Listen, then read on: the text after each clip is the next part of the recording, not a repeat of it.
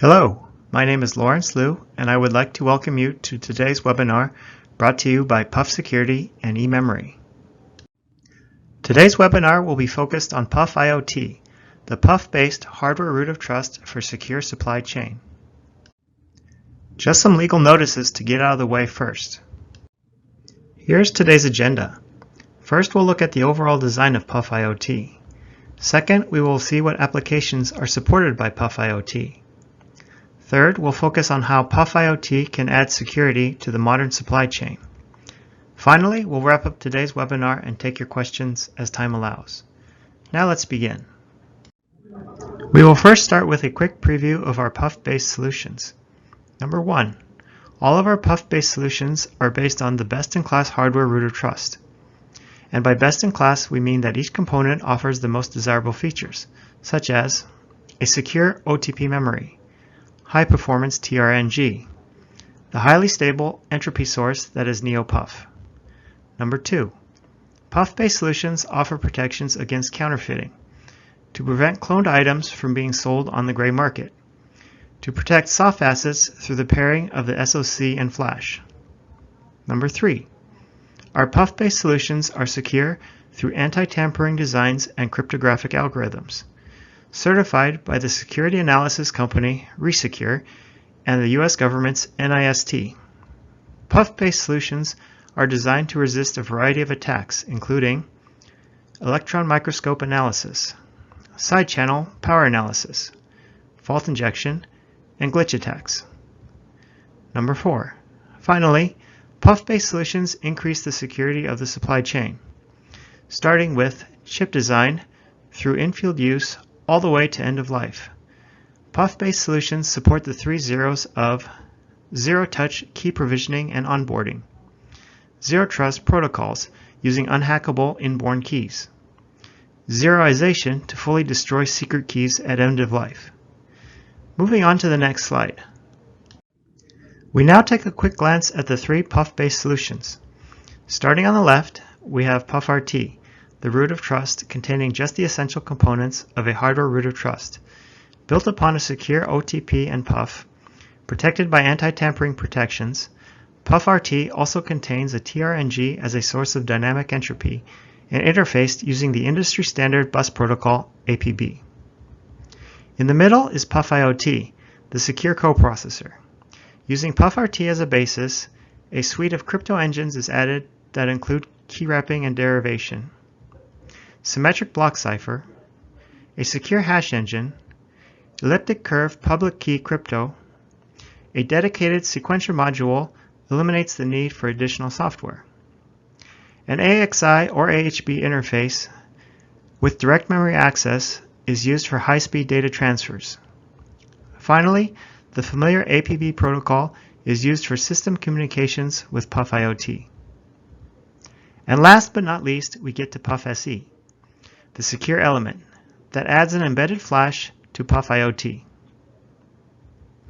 Our main focus for this webinar will be on PUFiot. This slide lists the major features of PUFiot and how it integrates into a system. First, PUFiot inherits all of PUFrt's root of trust features, such as its integrated secure OTP storage, TRNG, and PUF. Second, PUFiot adds cryptographic engines to support more complex protocols for key generation, block ciphers, secure hashes, and authenticated encryption. Third, to lessen a CPU's workload, PUFiot includes a direct memory access unit for quick access to system memory through the AXI or AHB interface. The APB interface controller handles the commands and status for PUFiot. Fourth, all algorithms and protocols of PUFiot are executed using an embedded sequencer with hardwired microcode. No additional CPU, special OS, or boot code is required for the operation of PUFiot. Finally, Extendable Enclave allows the expansion of the security boundary to include other external storage units within the same system, such as NOR or NAND flash. The next slide goes into more detail about the features of PUFiot. We break down PUFiot into 6 parts that we will go into further detail. 1.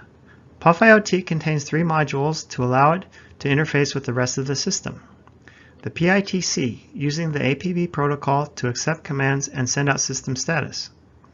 The DMA, using the AHB or AXI protocol to directly interface with system memory.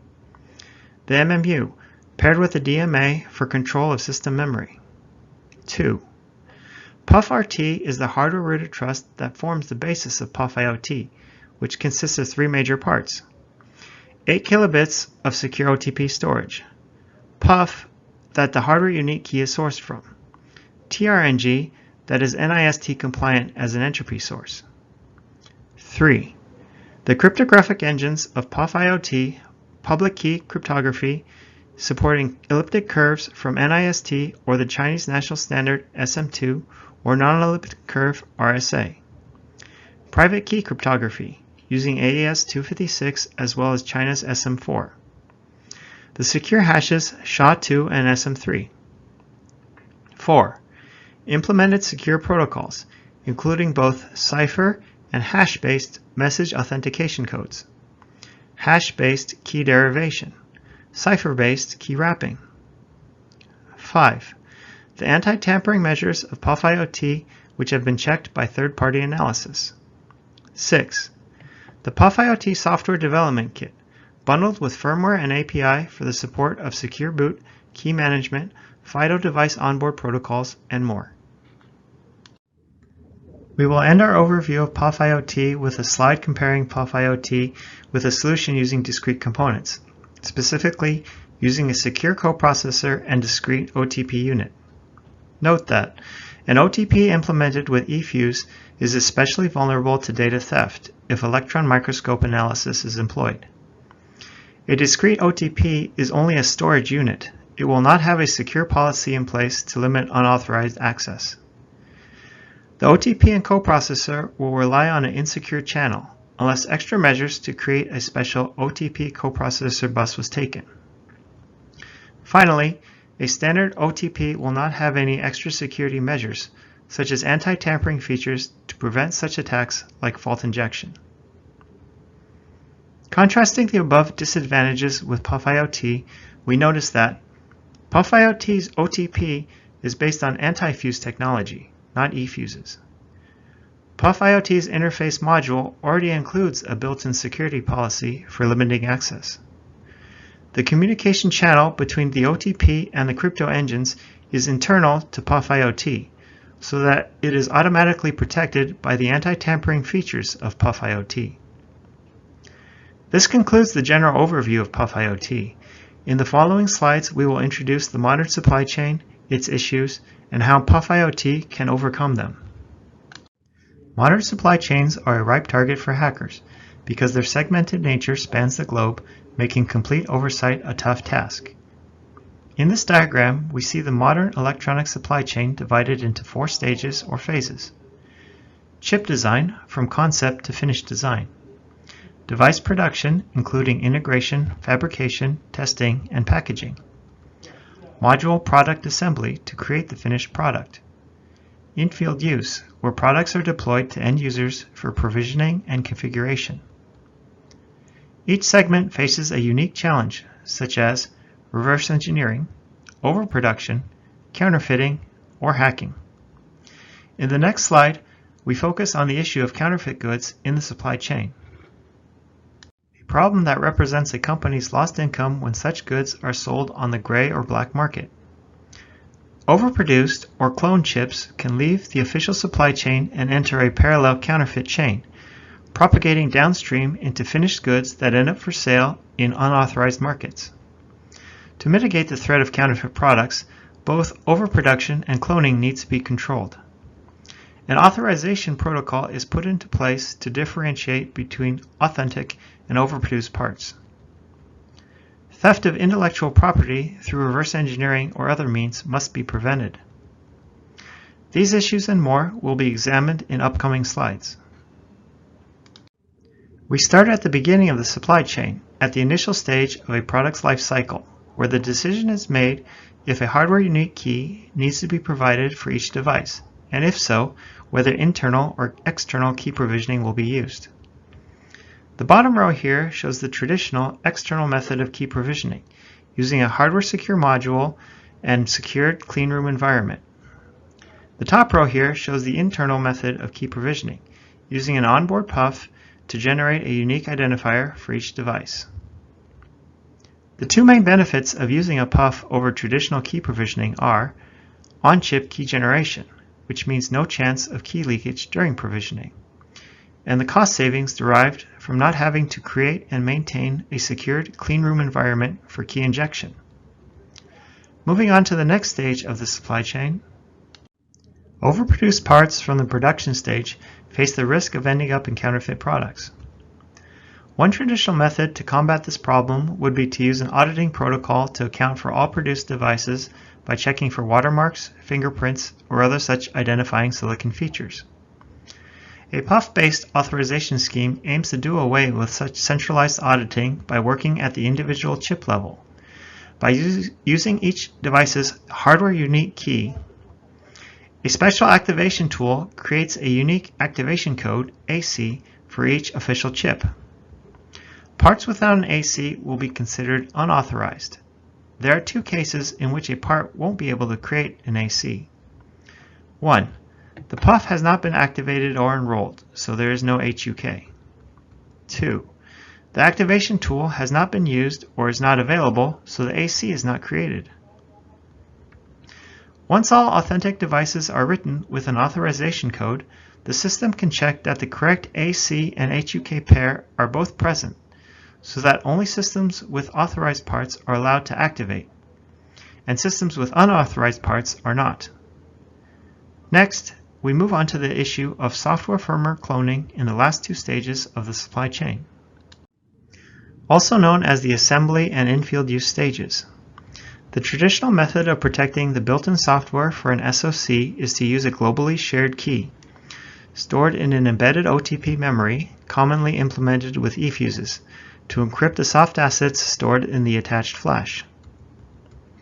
The major weakness with this scheme is that a leak of the global data encryption key will compromise the security of all of their chips sharing the same data encryption key. PUF-based solutions protect against this scenario by adding local key protection derived from the PUF. In this way, each attached flash can use its uniquely individual local key to protect the stored soft assets. So even if one local key is compromised, it only affects that single chip and not the entire group of chips sharing the same global key. Wrapping up PUF-based solutions for the modern supply chain, we would like to re-emphasize the following benefits. PUF-derived keys cannot be reverse engineered. Overproduction is controlled through PUF-based activation codes. By controlling overproduction, the amount of counterfeit goods is reduced. The hacking and cloning of assets is limited when protected by PUF-based secure storage. The next slide expands the supply chain diagram to show the entire lifecycle of a product. In this slide, we see how PUFiot plays a role in the entire lifecycle of silicon components, from chip probing all the way up to and including end of life. At the chip probing final test stage of silicon production, inborn keys are created using the PUF, saving on costs of key provisioning. At the module assembly stage of a product, the creation of authorization codes for each authentic chip ensures only legally produced parts are activated and assembled into the final product. Before an IoT product can be used in the field, it must go through an onboarding process to ensure that it is able to securely connect and interact with the IoT platform, such as one provided through Azure, Google Cloud, or Amazon Web Services. One such onboarding scheme has been proposed by the FIDO Alliance. To identify each device, the FIDO scheme uses attestation keys that are derived from keying material unique to each device or chip, a job ideally suited for an internal PUF. Finally, when a product has reached its end-of-life stage and needs to be decommissioned, the zeroization operation of PUFiot guarantees that all important secret keys are destroyed and will no longer be available to use. The next slide shows the successful integration of PUFiot with one of the most popular hardware platforms today, RISC-V. demonstrating two important security operations on a RISC-V evaluation board from Andes Technology. 1. PUF-based key provisioning to create a hardware-unique key for each installed PUFiot. 2. Paired SoC and firmware secure boot demonstration, in which key A and key B are established on two boards, board A and board B. The boot code for each board is encrypted using the key corresponding to that board and written to SPI flash, flash A and flash B. Both board A and board B successfully go through secure boot when the boot flash corresponds to the board, flash A on board A and flash B on board B. However, when the flash is swapped, board A tries to boot with flash B and board B tries to boot with flash A, both boards fail to boot, demonstrating the established pairing between the internal key and SPI flash for each evaluation board. Next, we will revisit the concept of best-in-class hardware root of trust. PUFRT is a root of trust primitive implemented with state-of-the-art technologies to create the best-in-class hardware root of trust that forms all our PUF-based solutions. The PUF is a truly random and stable source of entropy with minimal setup time. The TRNG meets NIST's 90B entropy requirements at high throughput with minimal setup time and ultra-low power consumption. The secure OTP storage based on anti-fuse technology is more resistant to reverse engineering than eFuse technology. In addition, the included entropy sources of PUFiot are used to implement other security features. 1. A PUF-derived key obfuscates both data and addresses during OTP access. And 2. Entropy from the TRNG is used to randomize the internal operations of the OTP, masking them from side-channel attacks. The interface controller supports familiar industry-standard bus protocols, eliminating the need to learn a proprietary interface. Finally, a third-party vulnerability risk assessment of PUFRT concluded that there is only a low probability of success for attackers to find and exploit any weaknesses. Now it is time to wrap up today's webinar. First, we will share a list of reasons why PUF Security should be your security IP partner of choice. A PUF-based solution does away with the external key injection process, saving on the costs associated with traditional key provisioning. Anti-tampering features protect the IP as well as extend protection to cover the system from attacks and hacking. PUF Security aims to offer the easiest design-in security IP solutions, covering your needs from basic to complex. In addition, the design kits for each IP are all very comprehensive, including firmware, software, FPGA emulation models, full documentation, reference scripts, and example logic modules, all standard. PUF Security's crypto engines have passed NIST's CIVP certification, and PUFRT has passed a third party's vulnerability assessment. As a wholly owned subsidiary of eMemory, PUF Security leverages the long-standing relationships eMemory has developed over the 20-plus years it has been in the IP business, meaning PUF Security IPs are already pre-qualified in all major foundries worldwide in a large variety of process nodes. Moving on to the last slides of the day, we will conclude today's presentation with an introduction to our IPGo program. IPGo is a free way to try out PUFiot and other solutions in your own simulation emulation setup. Please visit the website listed here for all the details and instructions on how to get started with IPGo. Thank you for your time today. This concludes the presentation portion of the webinar. Now we will use our remaining time to answer the questions we have received, as time allows. Hi everyone, this is Lawrence. I'm the speaker for today, and I would like to thank you first for taking time out of your busy day to join me for the webinar. And so now's the time, if you have any questions, to feel free and message me. I believe your microphones are all muted, so just send me any messages for questions that you might have. have about 10 minutes time for questions.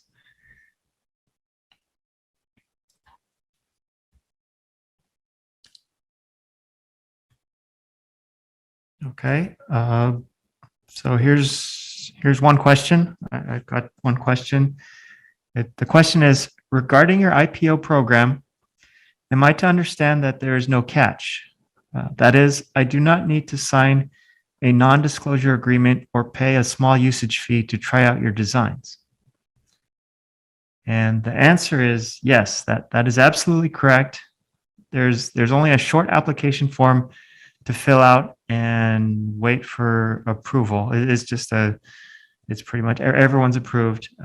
And then you go to the website and get started, the IPGo website.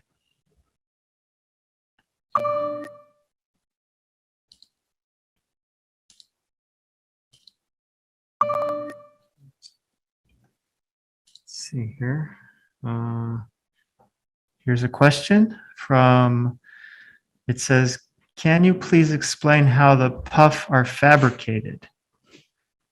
Let's see. Don't want to get into anything confidential. I can say that the PUF is fabricated from the same technology that the OTP, anti-fuse OTP, are fabricated from. So basically, if the OTP, the e-memory OTP, if it's qualified, if it's pre-qualified at a fab, then the PUF is that carries over the qualifications. So that was the question about how the PUF is fabricated.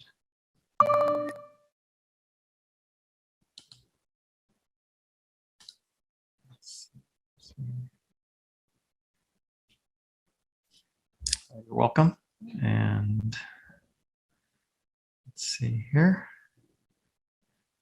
Question is how to get the recorded session. The session will be cleaned up and put onto YouTube. So as we should be, you should keep an eye out for on the eMemory channel for the YouTube link later. On the it'll be on the eMemory website. It'll be posted on the eMemory website. And next question is, how can you demonstrate the stability of PUF key? Is there any probability that the inborn PUF key will change with lifetime or aging? So the PUF key has, we've taken silicon data from many different fabs and process nodes to check for stability. And pretty much there's actually an ISSCC paper from 2018. You can look it up. It also introduces the PUF. It talks about pretty much there's very little aging effects for this PUF because it's based on anti-fuse technology instead of SRAM PUF. It's the next question. Oh, so just real quick, the lifetime for the PUF is intended to be at least 10 years for same as the lifetime for the OTP fuses. So the next question was, do you need calibration for PUF? There's, if you're talking in terms of, let's see, like to tweak the process, there's no need for process tweaking. It's as long as again, as long as the eMemory OTP is qualified on a process node, say TSMC 22 nanometer, then the PUF will be qualified as well. There's no need for any extra steps or anything. Next question, does the crypto function in PUFiot have countermeasures against DPA fault injection? And is there any certificate that can prove it? So yes, the crypto functions, yes, there's different configurations of PUFiot. So if you select the PUFiot with hardened crypto engines, then yes, there are countermeasures against power analysis and fault injection attacks. Certification, we are currently in the process of getting the physical penetration testing done. So right now I can't say I can show you the certificate, but right now I can't show you the certificate, but it's in the process. We're in the process of obtaining it.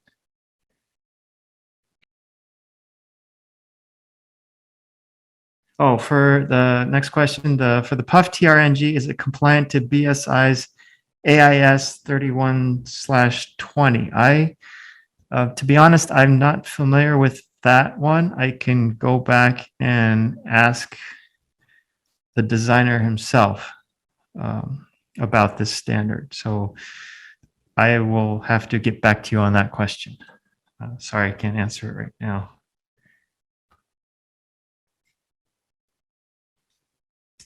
In the presentation, the subject of anti-tampering features was mentioned a lot. Can you go into more details about the exact types of features that you have in your design? Okay, that's a good question, but because of confidentiality and time constraints, I cannot go into that much detail about the exact anti-tamper features that we have in our design.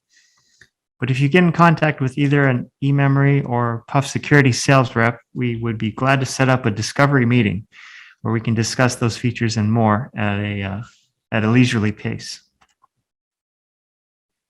Thanks for that question too.